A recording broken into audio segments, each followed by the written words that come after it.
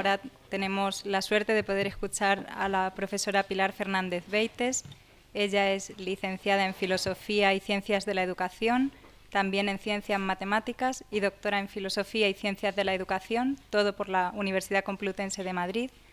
Está acreditada como profesora titular de universidad y cuenta con 4 sexenios vivos de investigación. Ha sido profesora en la Universidad Pontificia de Salamanca y en la Universidad Complutense de Madrid, donde yo tuve el honor y la suerte de que fuera mi profesora de Teoría de la Sociedad. Ayer estuvimos recordando esas clases. Cuenta con 5 monografías. La última de 2022 se titula El dinamismo de la vida moral, desde un realismo no naturalista. Cuenta con más de 10 colaboraciones en obras colectivas y casi 50 artículos en revistas científicas, tanto nacionales como internacionales.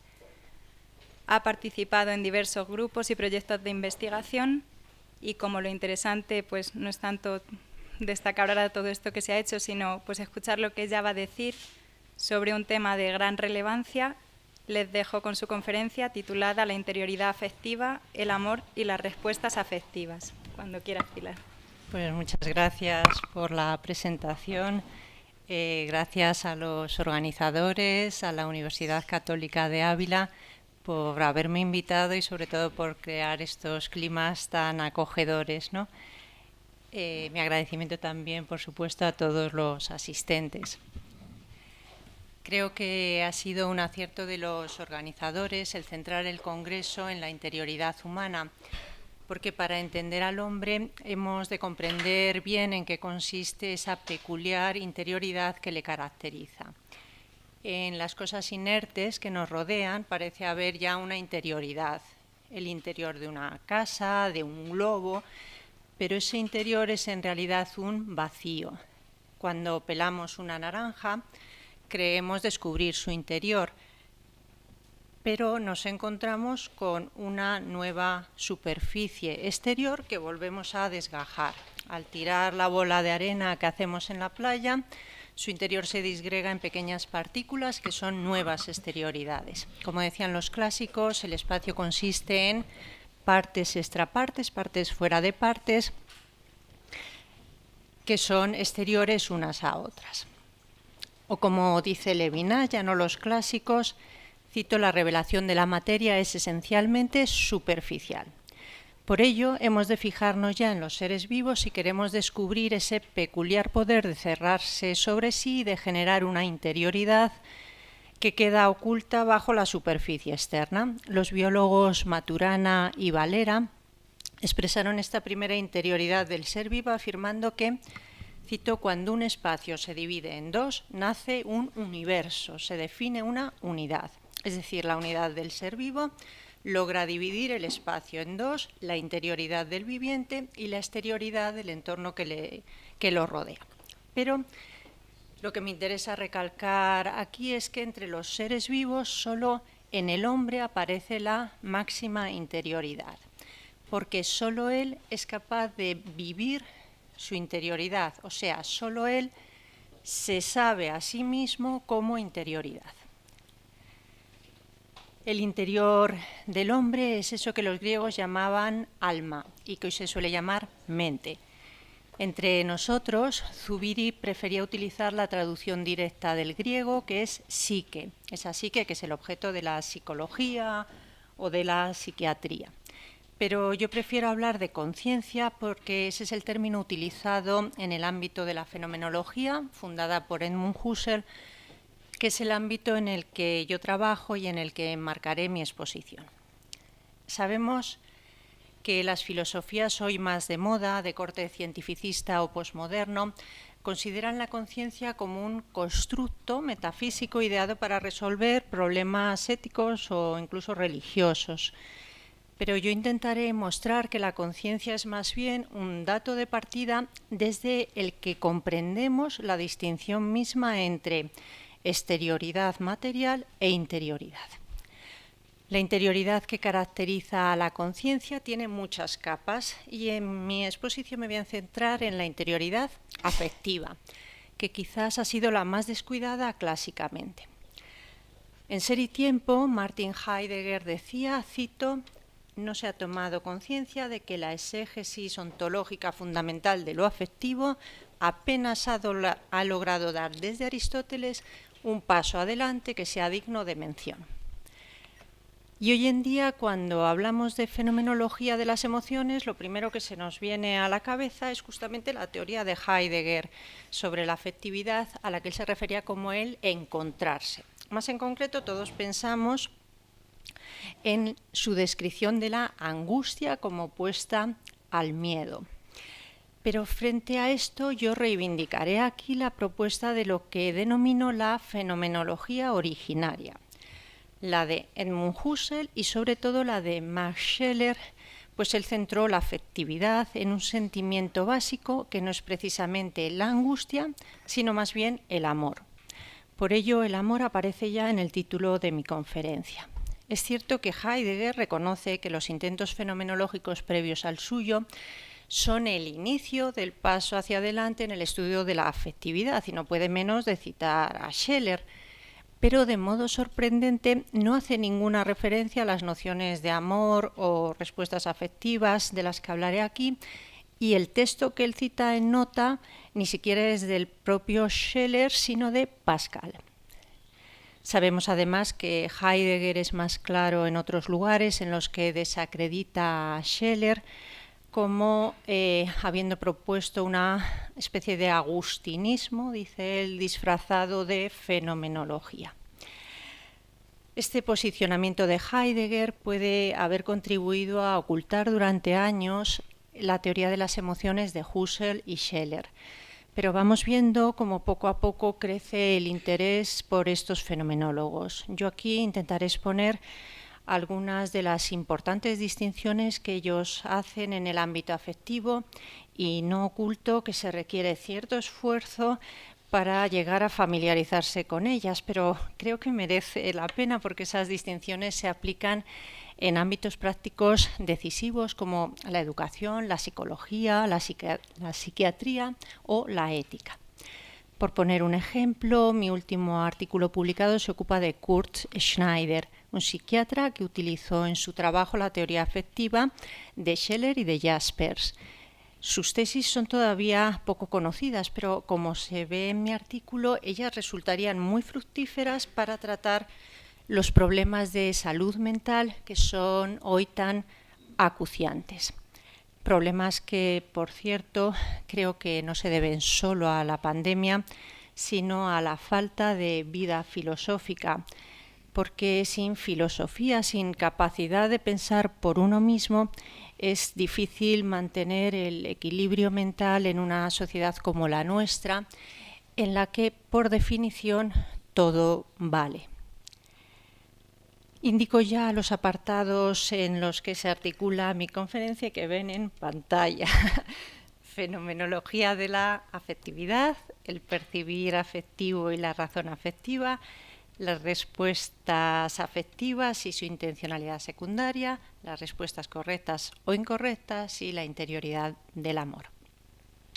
Comienzo por el primer apartado, fenomenología de la afectividad. Como hemos situado la afectividad en el ámbito de la conciencia, lo primero que debemos hacer es distinguir estos actos afectivos o sentimentales o emocionales de otros tipos de actos que han sido más trabajados clásicamente. Para ello utilizaré la clasificación de los actos de conciencia que propuso Kant y que pueden ver en pantalla. Como ven en esta clasificación, la vida consciente se articula en tres niveles: el teórico, el afectivo y el desiderativo. Pongo ejemplos de cada uno de ellos para que localicemos bien el lugar que ocupa la afectividad.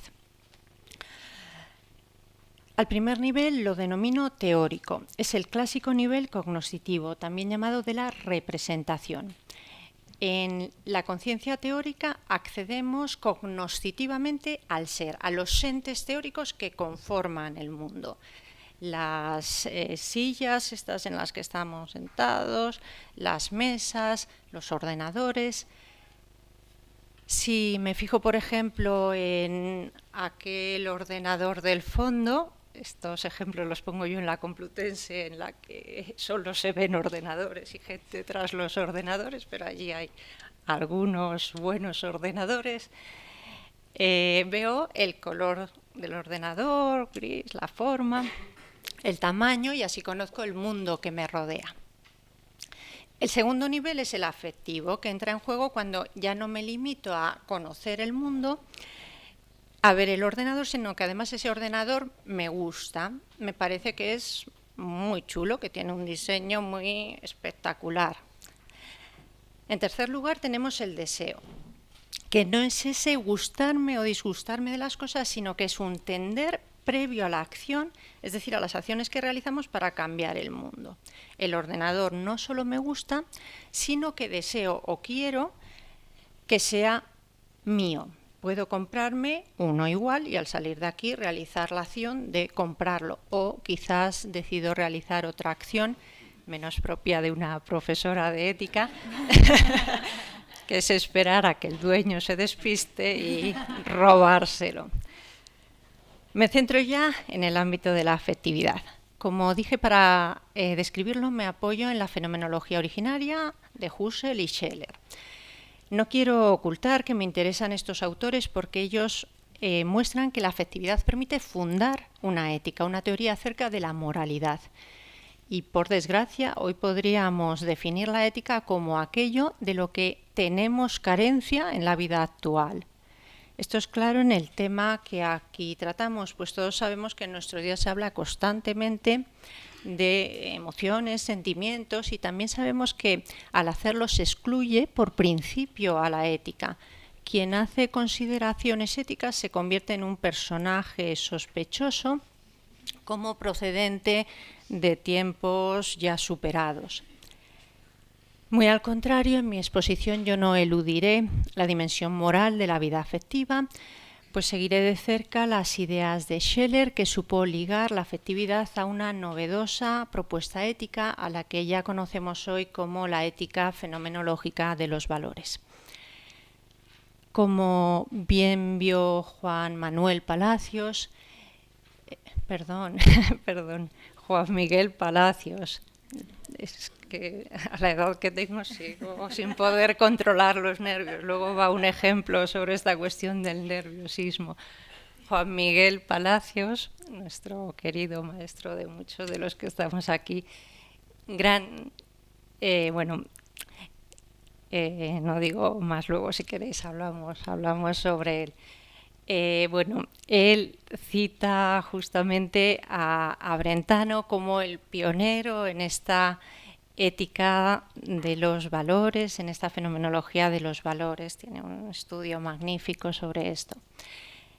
Brentano era un gran estudioso de Aristóteles y a su vez maestro de Husserl. Él intentó construir una ética del sentimiento y, como dejó claro ya Brentano, esto significa una ética no relativista. Es decir, no bastan las éticas del sentimiento tipo Hume, como la del conde de Shaftesbury o la de Hutcheson en el siglo XVIII, o como los emotivismos de corte analítico de Stevenson o de Ayer ya en el siglo XX. Para lograr escapar del relativismo, Brentano propone recuperar la noción medieval de intencionalidad que mencionaba ya ayer el profesor García Norro en su magnífica conferencia. Pero esta noción clásica no resultó suficiente. En realidad hay que esperar a Husserl para contar con una noción fuerte de intencionalidad que, como sabemos, constituye el eje central de todo el movimiento fenomenológico. En el siguiente apartado mostraré que esta noción de intencionalidad puede introducirse en el ámbito afectivo y esto me permitirá desarrollar lo que he denominado una razón afectiva capaz de fundamentar una ética de la afectividad que escape al relativismo de los sentimientos. Pero para introducir la afectividad, o mejor, la intencionalidad dentro del ámbito afectivo, tengo que empezar recordando en qué consiste la noción básica de intencionalidad.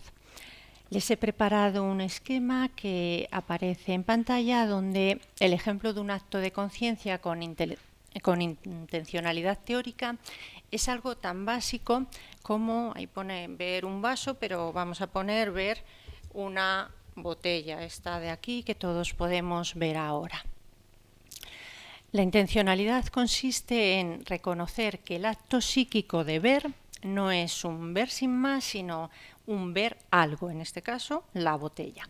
Dicho más técnicamente, la intencionalidad es la distinción entre el acto de conciencia subjetivo, el aparecer, y el objeto del acto, lo que aparece en el aparecer, que es la botella. La intencionalidad la representamos siempre con una flecha porque la conciencia del sujeto no debe entenderse como una esfera cerrada, una mónada sin ventanas, sino que ella es justamente una flecha que apunta hacia el mundo. La conciencia está abierta a lo otro que ella. Por tanto, en mi acto de conciencia hay no solo el aparecer, el ver o el oír, sino también el objeto que aparece en dicho aparecer, al que denominamos objeto intencional. Hay mi ver, pero hay también la botella que se da como botella, como no agotándose en mi aparecer. Podemos recordar los ejemplos estos chistosos que nos ponía ayer García Norro de la oveja esquilada, ¿no? No agotándose en el aparecer. La parte de atrás también pertenece a la oveja.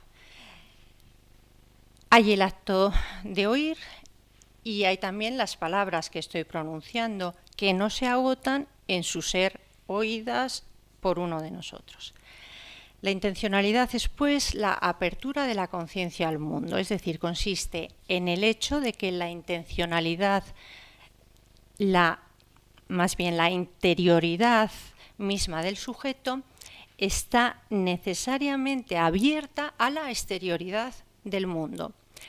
En los actos de percepción externa, el ver, oír, tocar, hay una intencionalidad receptiva en la que se nos dan las cosas mismas.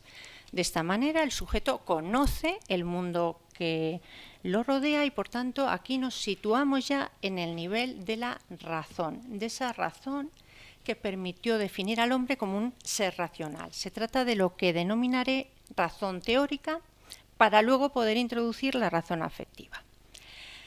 Pero no olvidemos que lo que Husserl quiso sacar a la luz no es la verdad. No es la verdad de ese mundo dado intencionalmente a la conciencia, sino la verdad de la conciencia misma.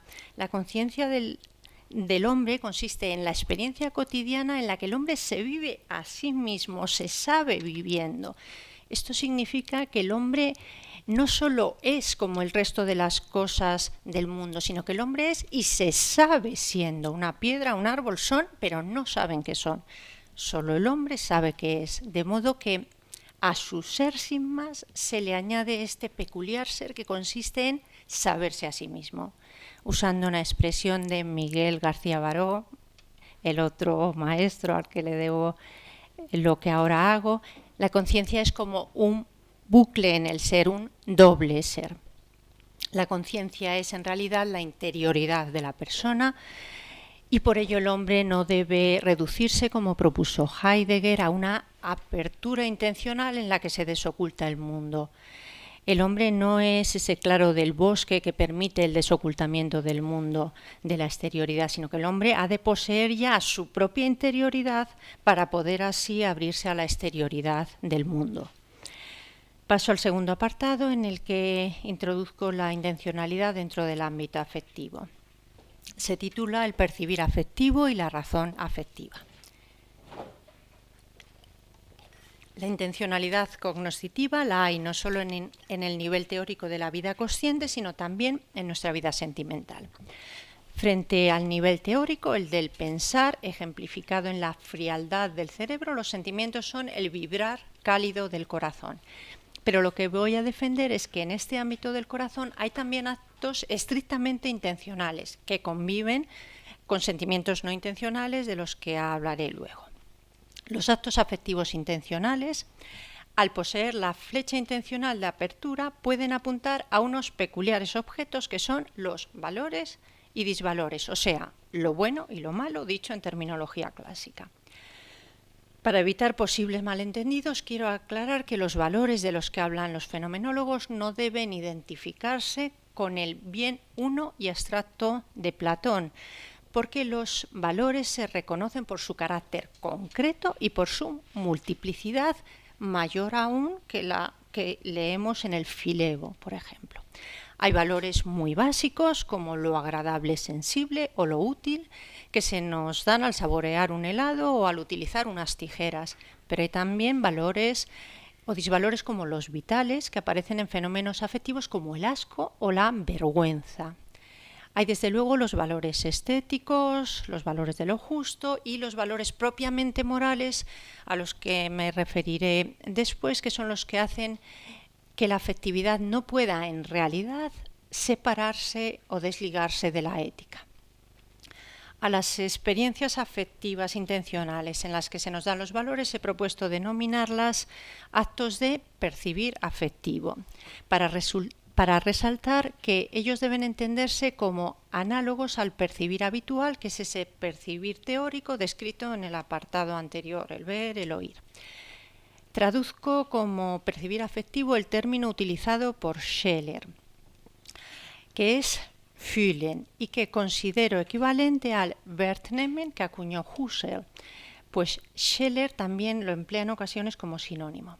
Es muy importante entender bien esta noción de percibir afectivo porque aquí encontramos la clave para poder luego introducir otros tipos de actos intencionales como son las respuestas afectivas o el amor. Por ello, empiezo comentando la terminología de Husserl sobre el percibir afectivo, porque el fundador de la fenomenología hace una propuesta atrevida e interesante que nos permite ver muy bien el paralelismo entre el nivel afectivo y el teórico. Lo he recogido en un esquema que ponemos o que ya tienen en pantalla. Muy bien, Miriam, muchas gracias. Como ven, el Wertnehmen de Husserl lo traduzco por percibir el valor, para marcar así el paralelismo con la percepción teórica que consiste en percibir el ser teórico. Percibir en alemán se dice wahrnehmen, que literalmente significa coger, agarrar la verdad, es decir, captar el ser teórico como lo verdadero, wahr. Y en paralelo con esto, Husserl nos propone introducir un Wertnehmen, pues se trata de captar, coger el valor Wert en lugar del ser teórico, wahr. La diferencia entre ambos tipos de percepción o captación es que en el Wahrnehmen utilizamos el frío intelecto teórico, pero en el Wertnehmen utilizamos el cálido sentimiento. Justamente para recalcar este carácter sentimental de la captación de valor, Scheler introdujo el término alternativo fühlen, que literalmente significa sentir en alemán, pero que traduzco por percibir afectivo, para que quede claro su uso técnico por parte de Husserl, que es equivalente al uso que hacía el propio, por parte de Scheler, y eso es equivalente al uso que hacía el mismo Husserl. La intencionalidad del percibir afectivo es la que permite que se nos den esos peculiares objetos que son los valores o disvalores, es decir, lo bueno o lo malo. Pues aunque aquí no puedo justificarlo, el valor es precisamente lo que hace que el bien sea un bien en sentido estricto y no solo un ser teórico de mayor perfección. Un objeto teórico o neutral, como una piedra, un trozo de cable, se le da al sujeto y lo deja impasible. Pero lo valioso, al darse, no puede dejarnos indiferentes, sino que nos hace vibrar afectivamente. Dicho de otro modo, al darse lo bueno y lo malo, el sujeto queda conmovido. No puede limitarse a tomar nota, como sucede cuando se le da un objeto teórico, sino que necesariamente se despierta en él la fibra afectiva. Con la noción de percibir afectivo, Scheler puede recuperar la conocida sentencia de Pascal: el corazón tiene sus razones que la razón no conoce. Pues solo las razones del corazón nos muestran los valores o disvalores. Lo vemos en el texto de pantalla.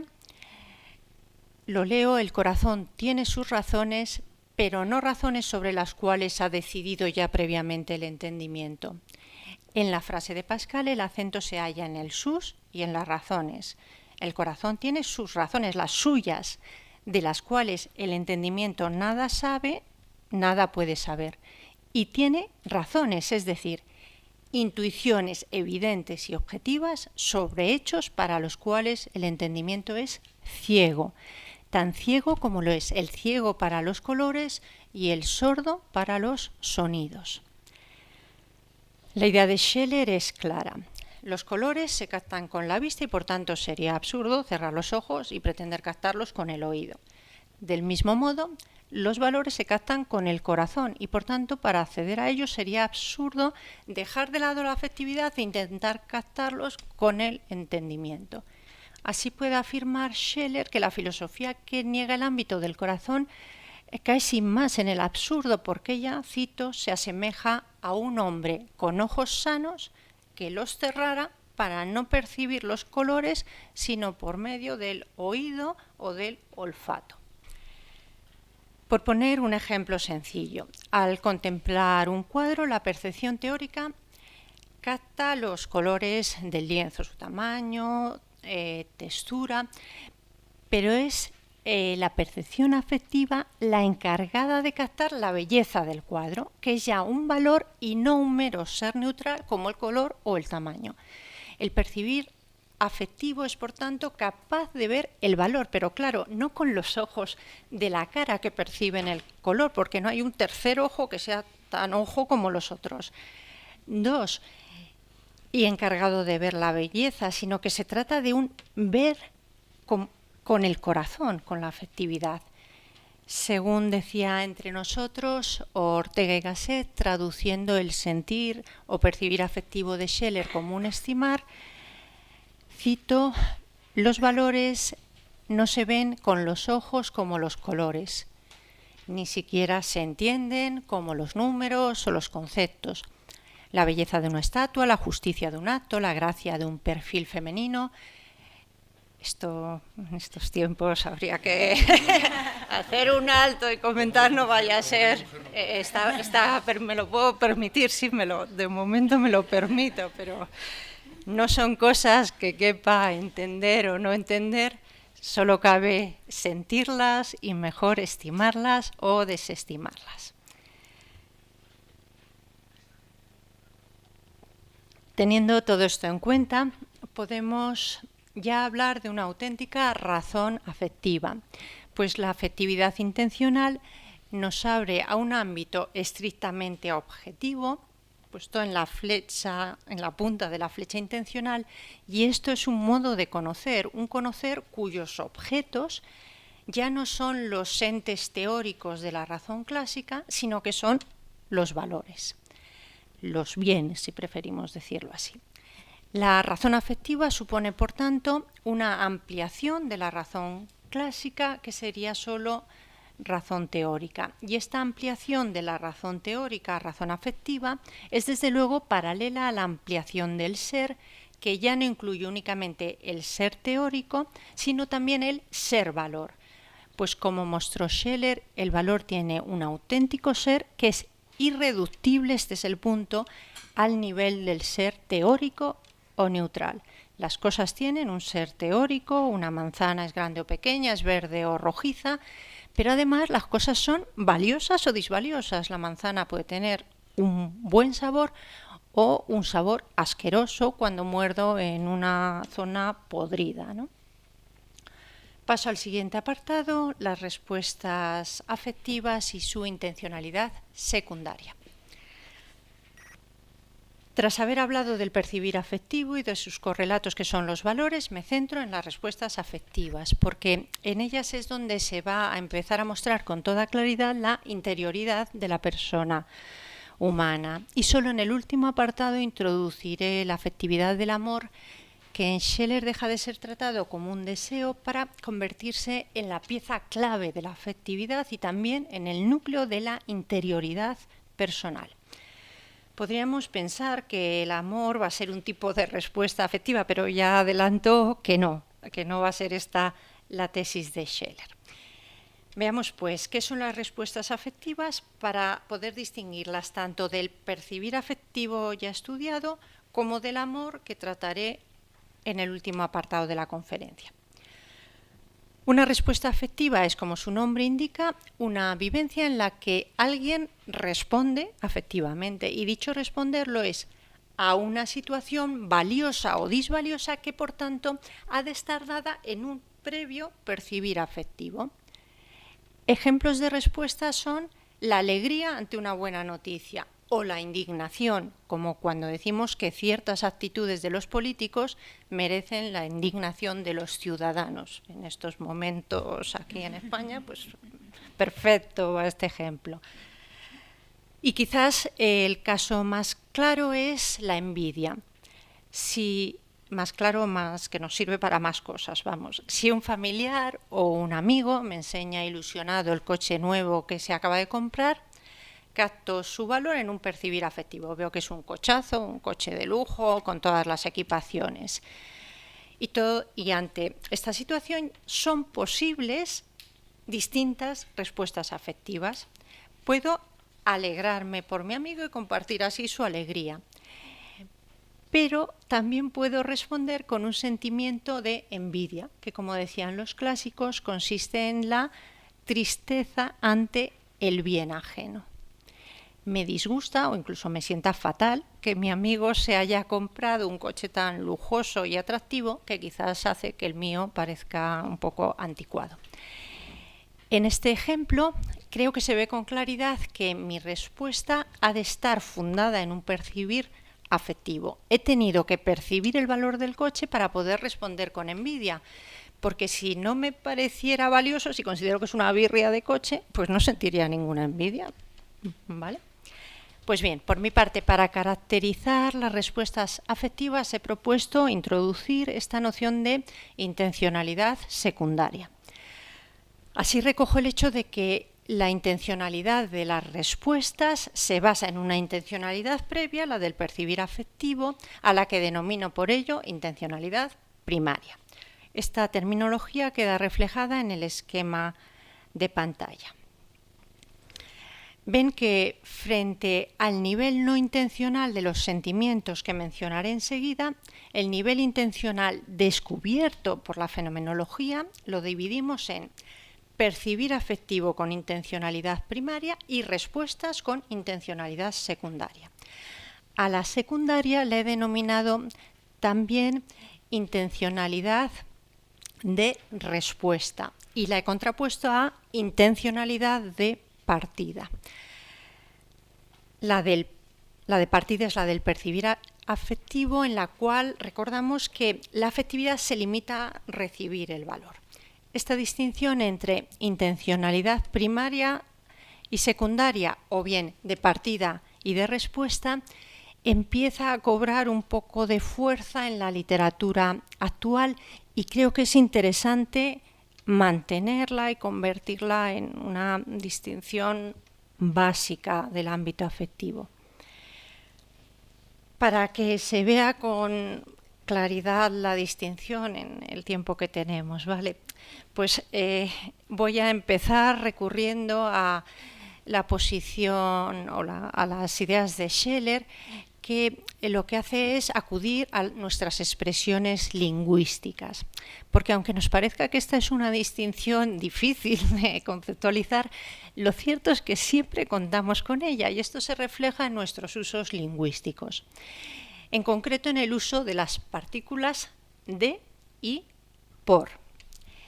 En el caso de las respuestas de alegría, decimos que me alegro por algo o de algo. También nos enfadamos por algo o sentimos envidia de algo o de alguien.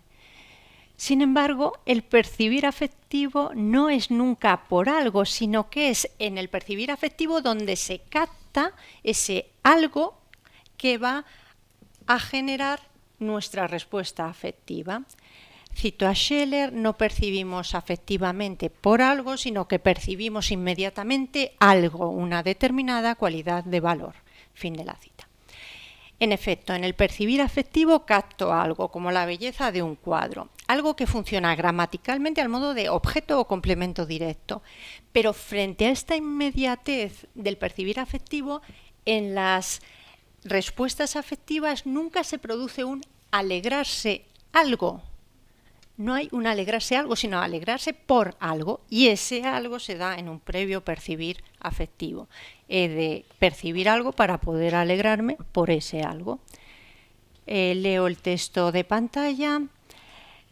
En realidad todo lo que yo estoy explicando sale de estos dos textos. Algo muy distinto y más importante ya es cuando me alegro de y por algo. Me entristezco por algo, o si estoy entusiasmado por algo, divertido, desesperado. Las palabras de y por muestran ya, incluso idiomáticamente, que en este alegrarse y entristecerse, los objetos por los cuales estoy alegre no son captados en ese momento, sino que más bien ellos tienen que estar ya antes ante mí, no solo percibidos, sino percibidos en percepción externa, sino ya también dotados con los predicados de valor dados en el percibir afectivo, que es afectivo sentimental, ¿vale?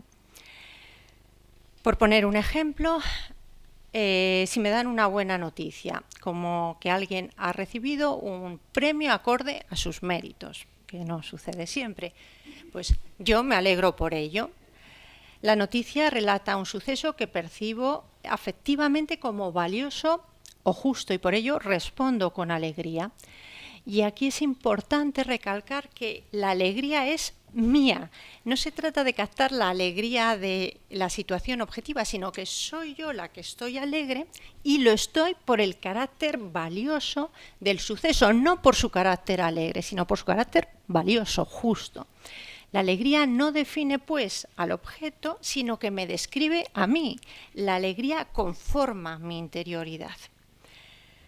Para acabar de entender la intencionalidad de las respuestas afectivas, introduzco por último la noción de motivo. Este término, que clásicamente se aplica en el ámbito de la volición libre, nos permite entender también el nivel de las respuestas afectivas, porque en las respuestas su objeto es en realidad su motivo. En efecto, el objeto de la respuesta es aquello a lo que estoy respondiendo, aquello por lo que se produce mi respuesta, o sea, aquello que motiva mi respuesta. El objeto de la alegría es, pues, el motivo de la alegría. Recapitulando, cuando capto un valor, él es el objeto primario del percibir afectivo, pero además él puede motivar una respuesta, convirtiéndose así en objeto secundario de dicha respuesta. Nos damos cuenta de que las respuestas afectivas que acabo de estudiar recuerdan ciertas descripciones clásicas de la afectividad. Aristóteles habla, en efecto, de una afectividad que, aunque esté situada, este es el punto, en la parte irracional del alma, es capaz de obedecer a la razón, de seguir sus dictados. Pero lo que ha mostrado la fenomenología es que estas respuestas afectivas que siguen a la razón solo son posibles si hay un previo percibir afectivo y no una mera captación teórica de un bien. Es decir, la obediencia a la razón solo es posible si la afectividad misma se sitúa ya de primeras en la parte racional del alma, como lo hace el percibir afectivo que logró descubrir la fenomenología. Para terminar este apartado me ocupo muy brevemente de la afectividad no intencional, que es la que sí está situada en la parte irracional del alma. Se trataría del nivel inferior de la afectividad frente al superior del que venimos hablando. En concreto, me voy a referir a lo que he denominado las emociones fisiológicas, para que se vea, en fin, para que se sepa que esto va a ser una cosa muy concreta. Ellas son las emociones generadas de modo directo mediante causas físico-químicas que actúan a nivel corporal, alterando la fisiología de nuestro cuerpo biológico. Ejemplos sencillos, los casos de ingestión de sustancias, como el alcohol, las drogas, que producen estados afectivos de bienestar, euforia o alegría. Frente a las respuestas afectivas donde había motivación racional, en las emociones fisiológicas ya no hay motivos, sino solo causas físicas. La euforia tras beber vino no es una alegría motivada como lo son las respuestas, porque dicha euforia no lo es por nada, sino que la vivimos como el mero efecto de una causa que es la ingestión del alcohol. Así abandonamos por completo el ámbito de la intencionalidad para pasar al de la mera causalidad biológica. También podemos mencionar sustancias químicas más elaboradas como el Prozac, este libro conocido, o las lesiones neurológicas de las que habla también un personaje conocido, Antonio Damasio, que alteran la afectividad de los pacientes. Y no quiero dejar de referirme al experimento pionero de Gregorio Marañón, que es español, que consistía en inyectar adrenalina a sujetos experimentales para comprobar si se generaban de este modo estados emocionales en los sujetos, como de hecho sucedió. En otros casos no se ve con tanta claridad la causa fisiológica de nuestras emociones, porque la causa no es externa, sino que su origen está en nuestro propio organismo. Pienso en fenómenos que todos conocemos como el enfado por hambre o la tristeza por cansancio. Cansancio cuando uno está realmente que ya no puede más. El enfado por hambre es siempre un enfado a causa del hambre, un enfado generado por mi estado corporal. Se trata de la persona que cuando tiene hambre se enfada por cualquier tontería, ¿no? Pensemos, padre de familia monta en cólera porque su hijo pequeño ha dado un manotazo y ha tirado al suelo los papeles que tenía apilados sobre su mesa. En este caso, el hambre es la causa y nunca el objeto intencional del enfado. La persona no se enfada por hambre, como decíamos antes, sino no se enfada por hambre, estamos seguros porque él ni siquiera es consciente de su hambre, sino que se enfada por el manotazo del niño. Cuando la persona es consciente de que tiene hambre, tampoco considera el hambre como su objeto. Es decir, no pasa a enfadarse por tener hambre en lugar de enfadarse por el manotazo del niño, sino que más bien decide comer algo para calmar el mal humor y quizás siente un poco de vergüenza de haber mostrado antes un enfado injustificado, sin sentido. Paso al cuarto apartado. Respuestas correctas o incorrectas. Al comienzo de la conferencia indiqué que en las respuestas afectivas se hace clara la interioridad de la persona. Esto se debe a que ella no se limita a recibir el valor dado, sino que es la propia persona la que responde a eso dado y así es como va a revelar su propia interioridad. Este despliegue de la interioridad afectiva puede llevarse a cabo en distintos niveles, de modo que todos ellos afectivos, de manera que ante un mismo percibir afectivo caben respuestas muy variadas. Un ejemplo típico, el del experto en arte, que al visitar un museo percibe afectivamente la belleza de un cuadro y su respuesta es el disfrute en la contemplación del cuadro. Sin embargo, cuando ese experto asiste a una subasta para invertir, aunque capta del mismo modo la belleza del cuadro, ya no se produce en él la respuesta de disfrute, sino más bien una respuesta de preocupación, porque se da cuenta de lo fácil que es que alguien le arrebate el cuadro en la subasta. Pero las múltiples respuestas posibles a un percibir afectivo pueden además clasificarse como correctas e incorrectas. Esto es lo que hoy ya empieza a sonar sospechoso.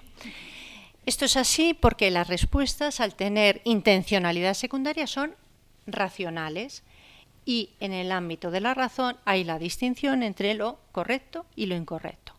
En el apartado anterior mencioné una respuesta incorrecta como es la envidia y todos reconocemos que esa incorrección tiene carácter moral, sobre el que volveré enseguida. Pero antes hemos de entender en qué consiste la incorrección misma. Para introducir la noción de lo correcto en el ámbito afectivo, Scheler muestra que los valores dados en un percibir afectivo exigen de suyo ciertas respuestas afectivas.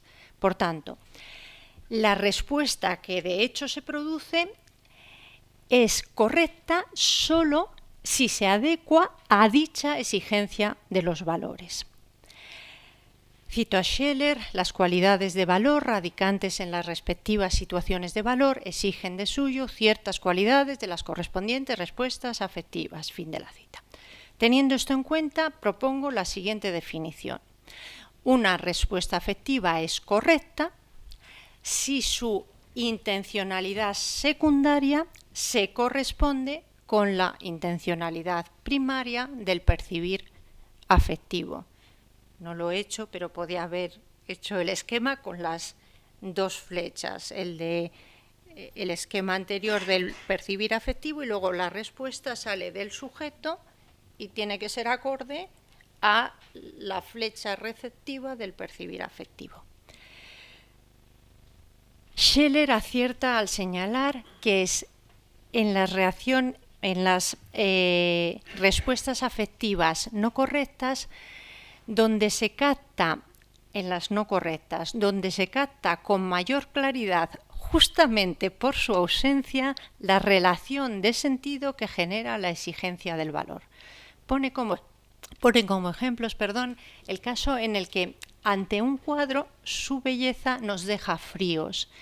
Es decir, no somos capaces de disfrutarla como merece, o cuando conocemos a alguien que es muy buena persona y que por tanto merecería por nuestra parte una respuesta de aprecio, y sin embargo esa persona nos cae fatal, no la aguantamos. Cito el pasaje: esta obra de arte desde luego es muy valiosa, mas no me causa ningún deleite contemplarla. No cabe duda de que ese hombre es muy trabajador y virtuoso, pero no lo puedo aguantar.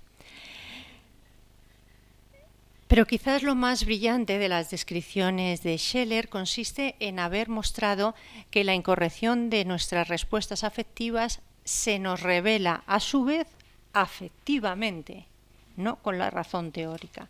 Como él afirma, las respuestas incorrectas son fuente de nuevos sentimientos negativos, esta vez, que reflejan nuestra desaprobación o disgusto por no haber respondido afectivamente tal como el valor se merecía.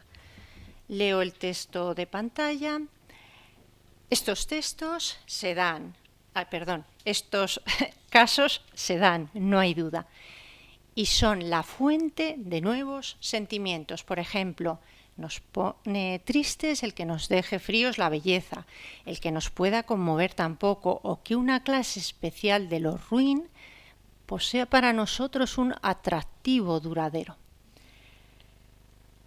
Si recordamos la tesis de Scheler, en la que defendía que las cualidades de valor exigen ciertas cualidades de las correspondientes respuestas, él mismo continuaba diciendo lo siguiente. Lo ven también en pantalla. Si las exigencias de los valores parecen no haberse cumplido, sufrimos por ello. Es decir, que estamos tristes, por ejemplo, porque no hemos podido alegrarnos por un suceso tal como merecía su valor percibido afectivamente, o a causa de que no pudimos entristecernos como lo exige, por ejemplo, la muerte de una persona amada. Este último caso de la persona amada podemos concretarlo más utilizando un ejemplo de Kant, en el que el ser querido era un padre avaro que no permite a su hijo disfrutar de sus bienes. Al morir el padre, el hijo siente alegría, pues sabe que el padre le ha dejado una buena herencia. En palabras de Kant se trata, citó, de la alegría de un hombre pobre, pero de buenos pensamientos, por la herencia de su padre, que le quiere, pero es avaro. Fin de la cita. Como ya Kant indicaba, este hombre puede al mismo tiempo sentir disgusto, Missfallen, decía Kant, por su respuesta incorrecta de alegría. Llegados a este punto, puedo introducir el problema de fondo que encierran estas descripciones de la interioridad afectiva que aquí estamos haciendo, intentando hacer. En ellas nos ha resultado fácil detectar la dimensión ética o moral, pero ya no es tan fácil explicar cómo es posible que haya esta dimensión ética. Esta dificultad se debe al carácter de pasividad que es propio de la vida afectiva. Como sabemos, los sentimientos siempre son pasivos, es decir, en ellos no hay libertad. Y sin libertad no hay moralidad. La relación libertad-moralidad fue la gran aportación de Kant al ámbito ético y por ello, la ética tiende a centrarse siempre en los fenómenos volitivos, es decir, en los deseos libres, dejando de lado la afectividad. Pero creo que este problema de la pasividad puede solucionarse si utilizamos la noción de libertad cooperadora, que fue propuesta por Dietrich von Hildebrand, otro fenomenólogo que a muchos les resulta conocido. Para verlo, empecemos por reconocer que las respuestas afectivas se producen en nosotros de modo pasivo. Yo puedo decidir ahora levantar mi mano derecha y así lo hago para coger, por ejemplo, esta botella. Pero no puedo manejar mis sentimientos como manejo mi mano. No me resulta posible modificar una respuesta afectiva del mismo modo que modifico la posición de mi mano. Porque, como afirma Hildebrand, me quedo solo con una frase, tenía varios textos, pero he tenido que recortar. Hildebrand dice, no puedo inervar el sentimiento, ese es el fin de la cita, de manera que el sentimiento me obedezca como me obedecen la mano o el brazo al coger la botella. Por ejemplo, cuando ante un determinado suceso siento miedo, no hay la solución fácil que consistiría en tomar la decisión de dejar de sentir miedo.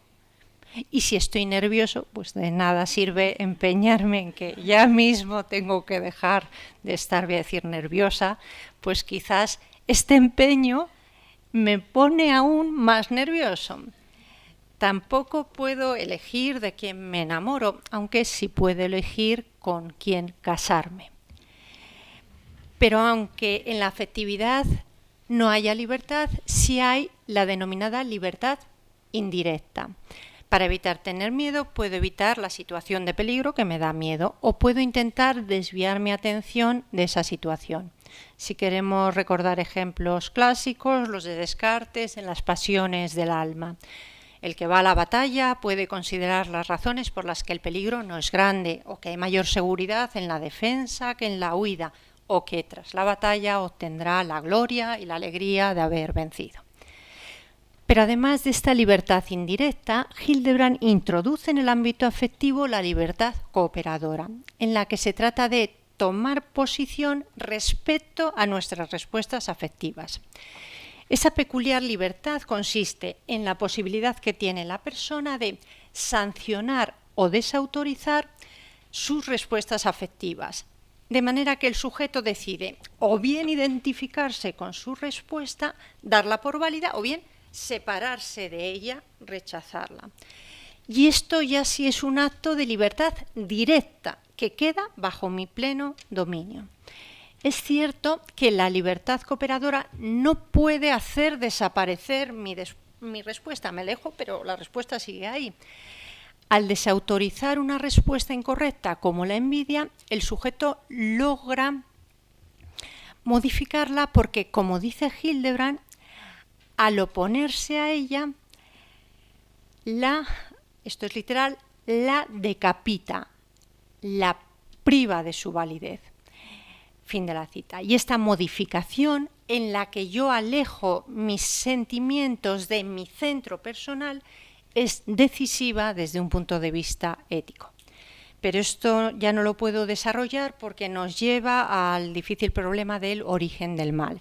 En este apartado, que ya es el penúltimo, me basta haber mostrado que aunque los sentimientos siempre surjan de modo pasivo, el sujeto puede influir en ellos gracias a la libertad indirecta y sobre todo a la libertad cooperadora que pone de manifiesto Hildebrand. Así la persona se hace parcialmente responsable de su afectividad y esto explica la dimensión ética que vemos en las respuestas afectivas, pues lo cierto es que en ellas se muestra la índole moral del sujeto que sin embargo se limita a padecerlas. Último apartado, la intencionalidad, la interioridad del amor. La interioridad del amor.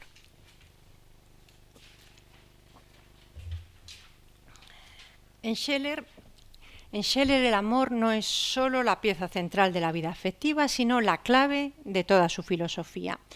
Esto lo ha mostrado Leonardo Rodríguez Duplat en un libro reciente titulado La primacía del amor.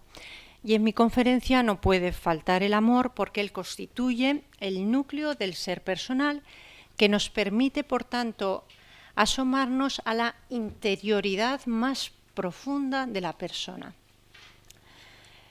Creo que Scheler acierta al entender el amor como el nivel originario de la afectividad. Evita entender así el amor como deseo, al modo de la teoría clásica. Y tampoco lo entiende como respuesta afectiva, al modo de Hildebrand. Pues el amor no es una afectividad que responda a valores dados en un percibir afectivo, sino que es una afectividad más originaria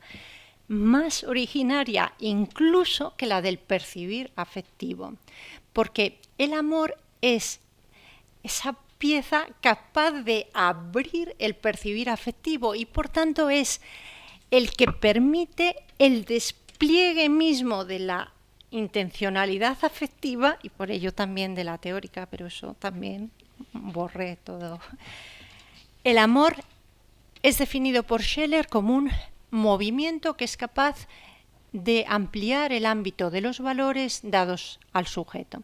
Se trata de un movimiento peculiar porque va en la dirección del valor más alto. Se mueve en la dirección del valor más alto, es decir, se mueve hacia arriba, hacia los valores superiores. En palabras de Scheler, el amor es un auténtico explorador que hace posible descubrir nuevos bienes y valores. El amor no se queda, por tanto, en el nivel inferior del valor, por ejemplo, en el nivel del placer y de lo útil para lograrlo, sino que aspira a valores superiores, como ya la misma vitalidad del deporte, la belleza, el conocimiento o la bondad moral. Teniendo esto en cuenta, puedo afirmar que los actos de percibir afectivo que describimos al principio son algo así como las instantáneas del amor, las fotos instantáneas del amor. El amor se mueve y esto es lo que permite que el sujeto vaya parando en los distintos valores y los vaya captando mediante su percibir afectivo. Scheler considera que el amor no debe entenderse como un acto intencional al modo del percibir afectivo, porque el amor no toma por objeto un valor dado. Luego veremos, no toma por objeto un valor dado, sino que apunta en la dirección de los valores más altos que él ya ha dado. El amor es el que apunta a lo superior, no el que se queda en lo ya dado. Pero quiero aclarar que esta tesis de Scheler no supone una carencia de intencionalidad en el amor, sino más bien un exceso de intencionalidad. Por ello, para describir este nivel que no es inferior, sino superior a la intencionalidad, he propuesto hablar de supraintencionalidad. Supraintencionalidad, recuperando esta expresión que empleó entre nosotros el psiquiatra Juan José López Ibor, cuando en sus investigaciones se ocupó de estas propuestas de Scheler. El amor es supraintencional porque no capta intencionalmente valores concretos, pero hace algo más importante, que es ir abriendo el camino para dicha captación, de manera que se vaya ampliando el ámbito de la intencionalidad afectiva. Además, como he indicado, el amor constituye la interioridad más profunda de la persona.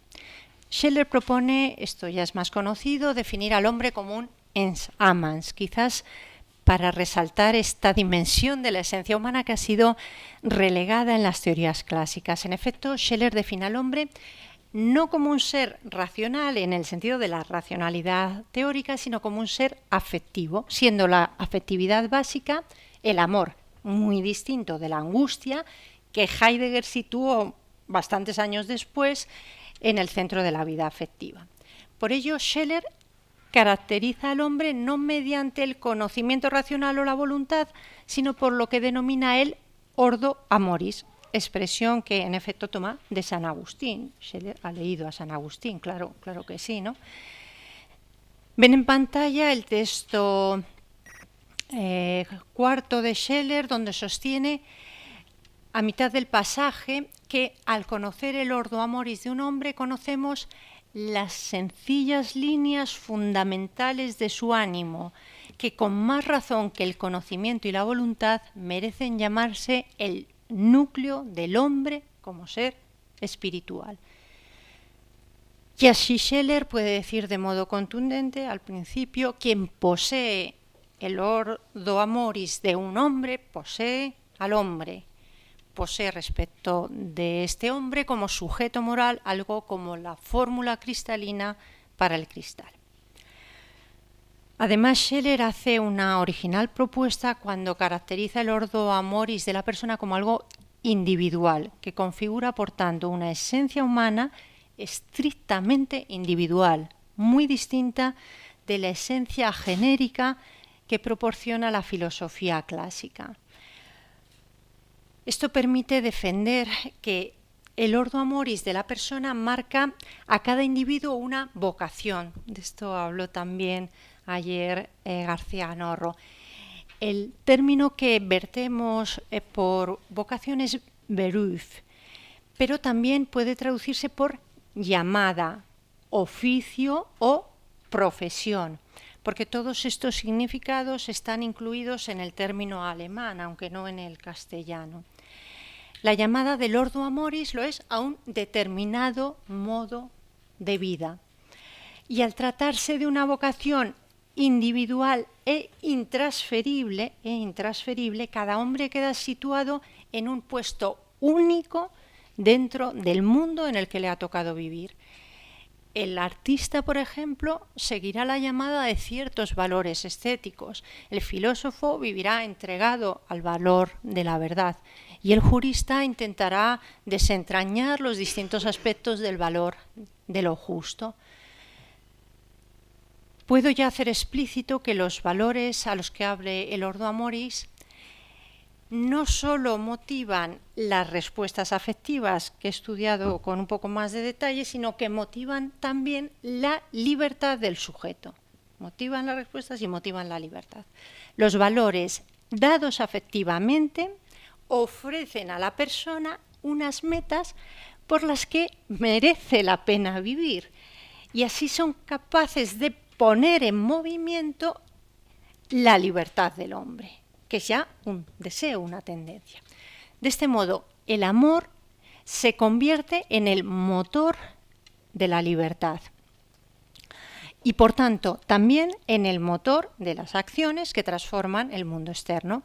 Gracias al amor acontece el hecho sorprendente de que la libertad deja de ser esa mera libertad negativa o de indiferencia a la que nos tiene acostumbrados la filosofía y la cultura actual y se convierte en una libertad positiva, en una libertad en serio, que es la que está orientada por el ordo amoris. En ella nos decidimos a favor o en contra de los valores, a favor del bien o del mal, y así contribuimos a mejorar, a empeorar o a conservar el mundo en el que nos ha tocado vivir. Acabo ya. Según los distintos pragmatismos, o yo diría mejor pragmaticismos que están hoy de moda, la tarea del hombre no es pensar o filosofar, sino actuar para transformar el mundo externo. Pero lo que he intentado justificar en mi conferencia es que esta transformación de la exterioridad solo puede surgir de la interioridad afectiva. Frente al relativismo de los pragmaticismos y emotivismos actuales, la tarea del filósofo consiste en dejar claro que no se trata de cambiar el mundo, sino de cambiarlo a mejor. Es decir, siguiendo ese movimiento interno del amor en la dirección de los valores más altos. En realidad, todo surge del amor. Es cierto que, como hemos visto, el amor mismo no es libre, pero solo él permite ejercer la libertad en serio. El amor tampoco es intencional, al modo del percibir y las respuestas afectivas, pero solo él es supraintencional. Es un movimiento que nos abre a los valores de las cosas, pero muy especialmente a los valores de las personas. El amor nos permite abrirnos a los otros y también al otro con mayúsculas, que es pura interioridad, amor originario. Porque, aunque aquí ya no pueda justificarlo, lo originario es la interioridad. Una interioridad amorosa capaz de crear la exterioridad misma del mundo y también las nuevas formas finitas de interioridad que somos en realidad cada uno de los que estamos aquí. Muchas gracias por la atención.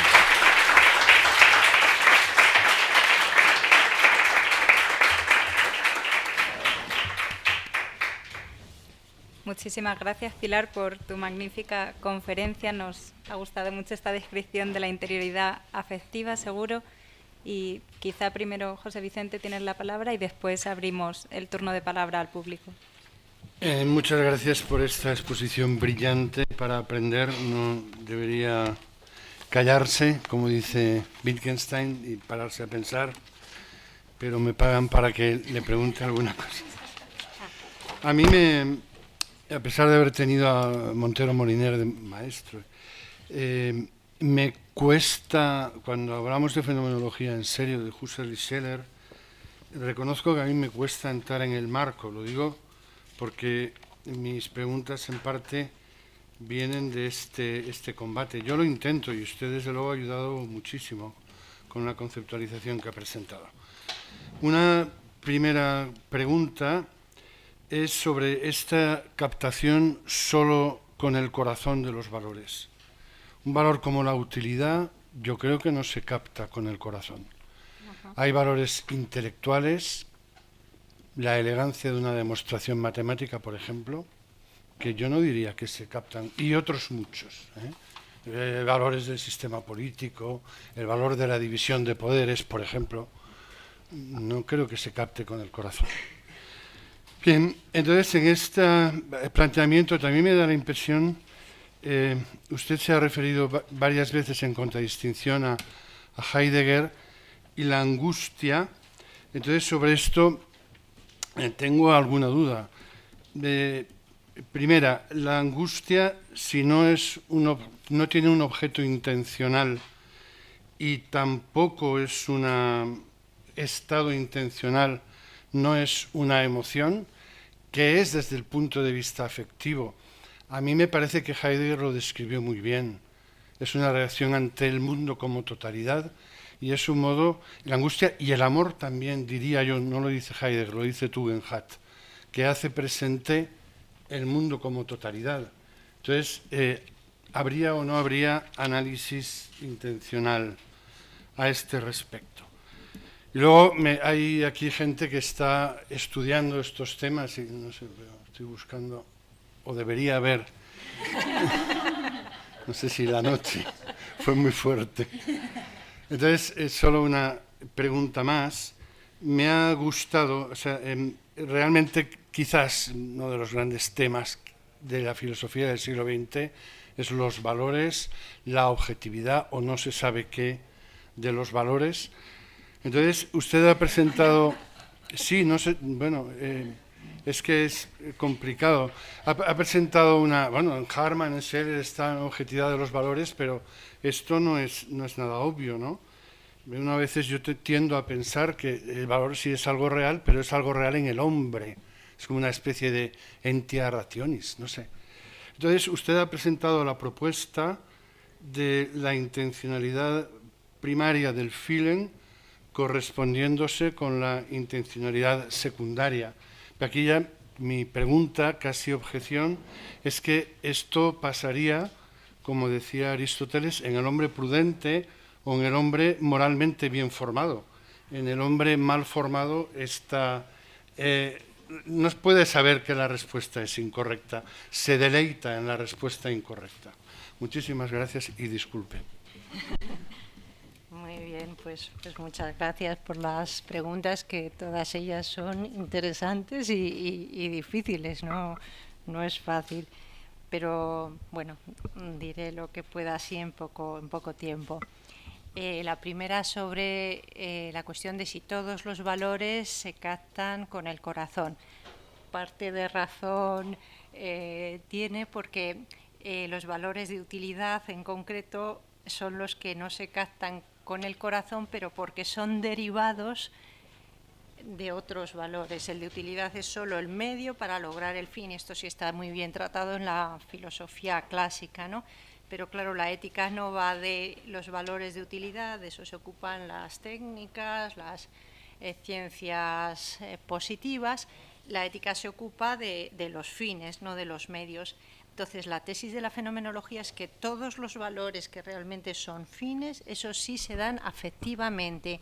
Incluso, bueno, eso por una parte. Por otra, claro, me he saltado que luego todo lo que se da afectivamente, a su vez, se introduce en una teoría ética. Lo que hemos hecho aquí, todo esto es hablar de los valores. Hablar de los valores ya se hace con la razón teórica. Pero para que las palabras que yo pronuncio y los esquemas que yo he hecho en mi casa se comprendan, uno tiene que haber captado la belleza de un cuadro o el amor de una madre, o tiene que haber tenido algún tipo de experiencia de esos valores, quizás no de todos. Luego ya con el lenguaje podemos llevar a otros posibles valores, pero si no hemos experimentado esos valores, el lenguaje, la razón teórica no nos serviría. Ahora, una vez que los hemos experimentado, claro que hay que usar la razón teórica. Eso es la filosofía. Esto no lo puedo explicar, pero Scheler deja muy claro que el filósofo lo que usa es la razón teórica, un único valor que es el del conocimiento, y a eso dedica su vida. Eso es estar disfrutando del valor, pues justamente el conocimiento tiene un disfrute derivado, ¿no? Primero exige mucho esfuerzo, que no es nada placentero, pero se trata de que ese valor merece la pena y le dedicamos la vida completa. Y ese valor del conocimiento que trabaja el filósofo, que trabajan los científicos, claro, podemos decir, entonces, sabemos cosas de los valores a través de la razón teórica. Sí, claro, eso desde luego, eso, claro, en fenomenología no lo decimos porque ya lo damos por supuesto. Eso claro que lo hay discursos sobre los valores, esquematizar, discutir, todo eso son actos teóricos. O sea, cuando estamos ahora aquí hablando de la belleza del cuadro, no estamos disfrutando de ningún cuadro, estamos conceptualizando, pero claro, conceptualizando lo que ya se nos ha tenido que dar en algún momento y habernos movido. Es decir, esto no da todo igual, esto me gusta, esto no, esto tira de mí, me hace vibrar, esto no, esto me deja indiferente. Contesto muy breve y luego, si no, pues insisto más. Segundo, la angustia. Esto me gusta más porque yo he emprendido una cruzada contra Heidegger. A ver, o sea, a mí me parece bien que haya todas las filosofías del mundo, ¿no? No se puede eliminar a ningún filósofo, a ningún pensador, por muy... claro, Heidegger es uno de los grandes, pero incluso los que han escrito, pues, 2 libritos, todo eso, todo aporta algo a la filosofía. A mí lo que me da rabia es que, claro, Heidegger en realidad impidió con su teoría, yo creo, que se desarrollara esta otra posición de Scheler y Husserl, de ambos que daban clases. Esto en Husserl está en manuscritos. Ellos daban clases sobre eso en la misma época. Heidegger es más joven.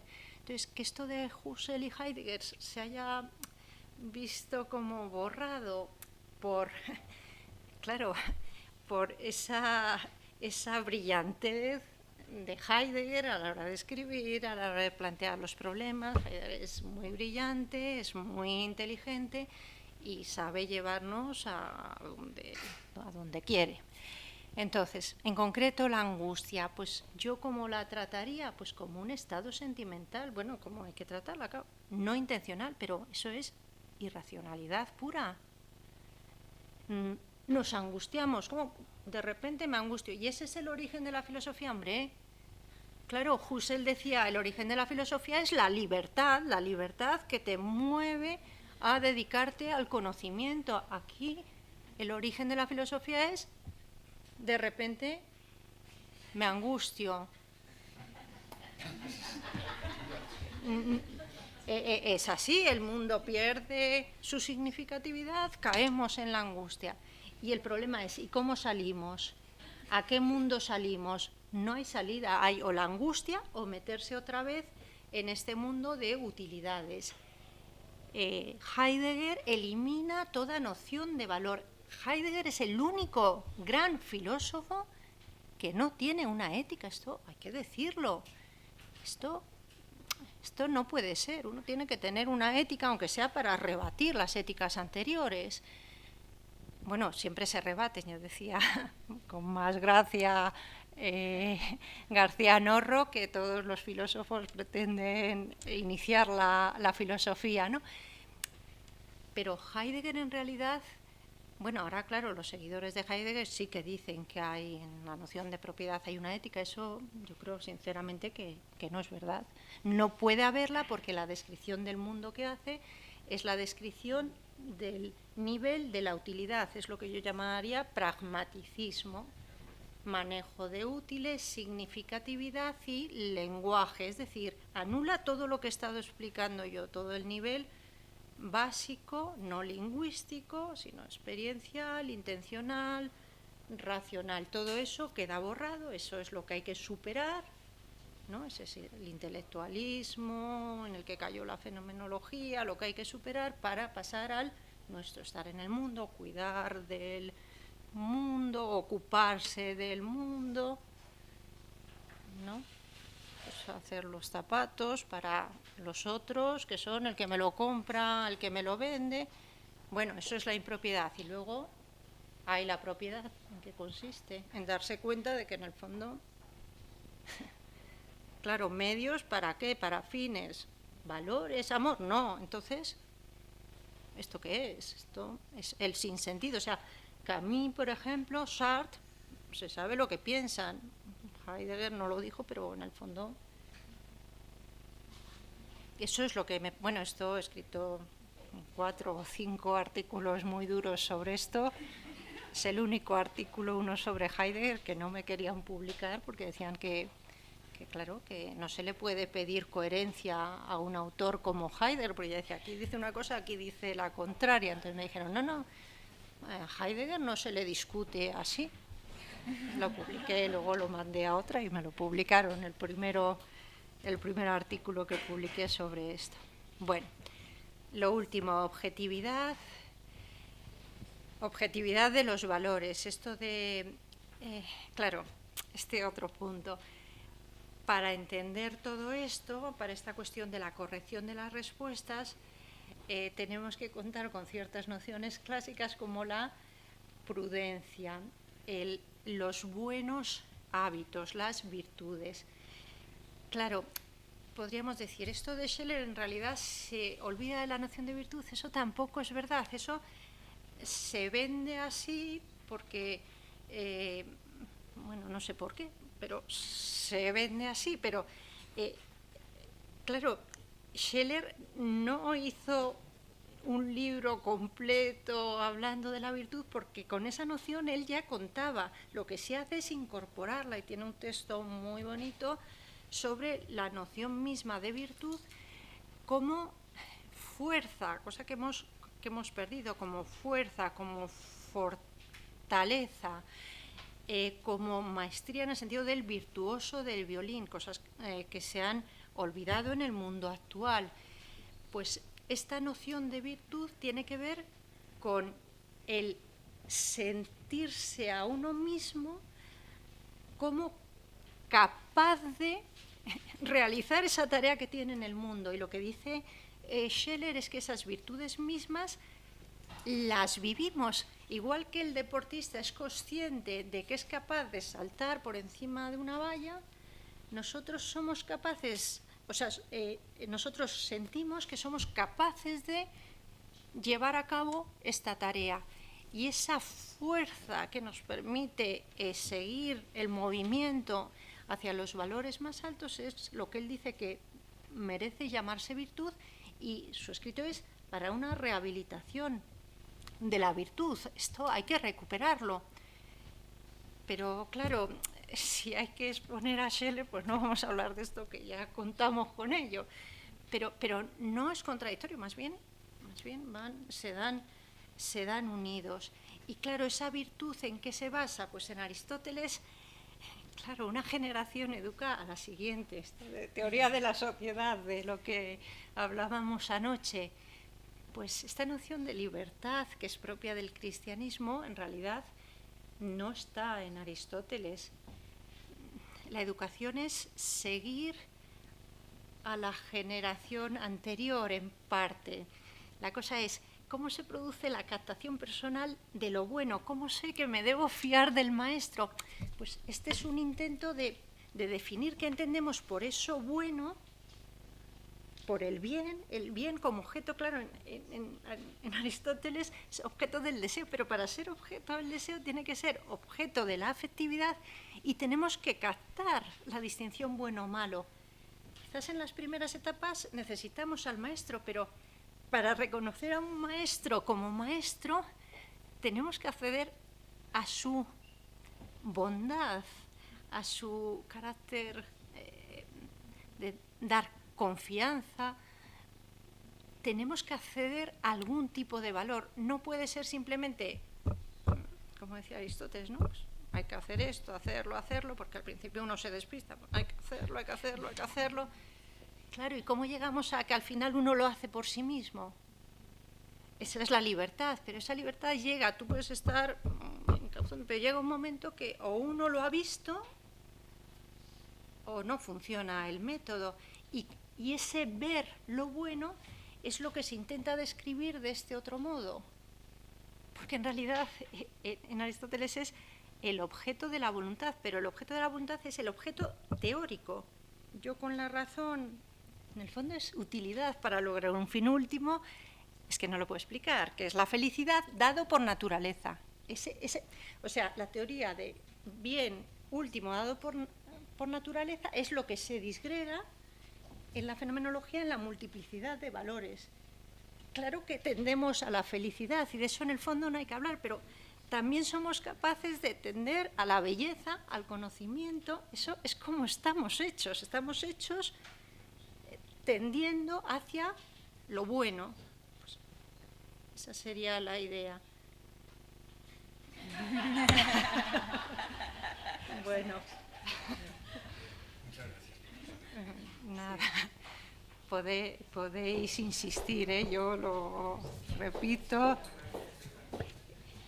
Tenía preparado una parte de Hildebrand, siempre, bueno, como está aquí Alicia, una parte de Hildebrand. En todas mis conferencias siempre dejo una parte para Hildebrand, y luego digo, bueno, como no puedo todo, lo dejo. Entonces, el próximo artículo que publique será solo sobre Hildebrand, porque de cada tema tengo lo que dice Hildebrand.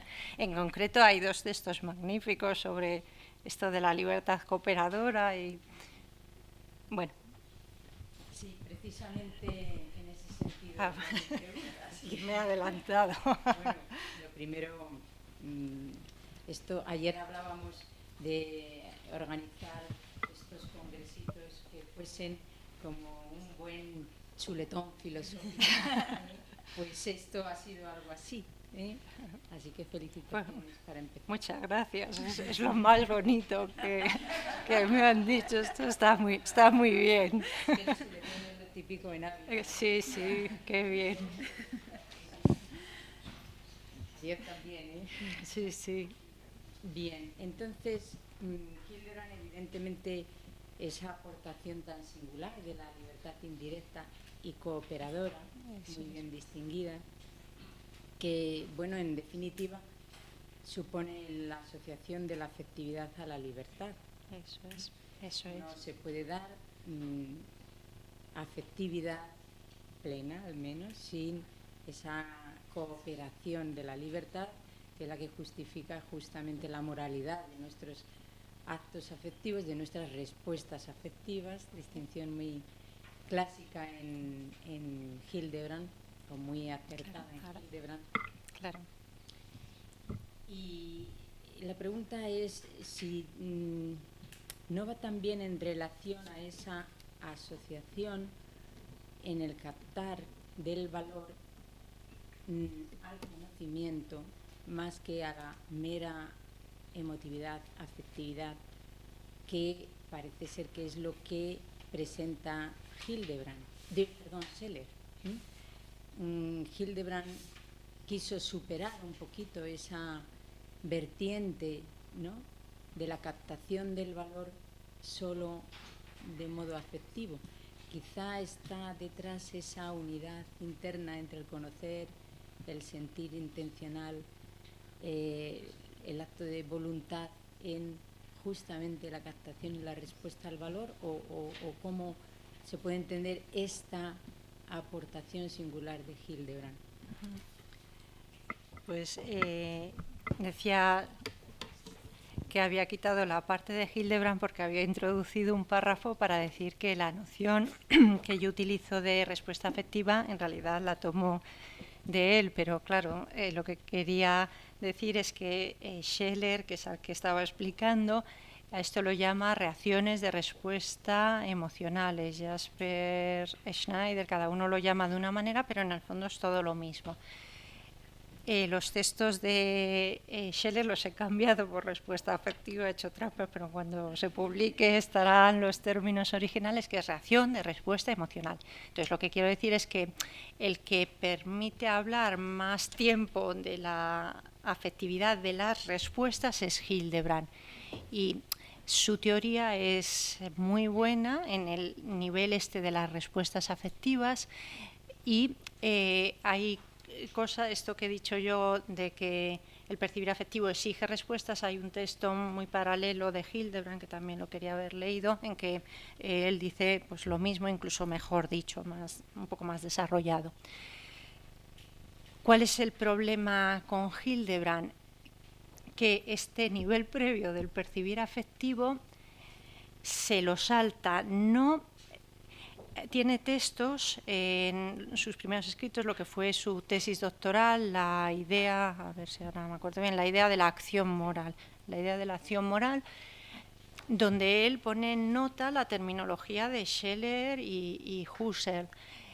Y no son textos en los que uno pueda saber si está de acuerdo con mantener el percibir afectivo tal como lo entienden ellos, o si él en realidad dejaría esa noción y mantendría la clásica razón teórica para ese nivel de donación del bien y del valor.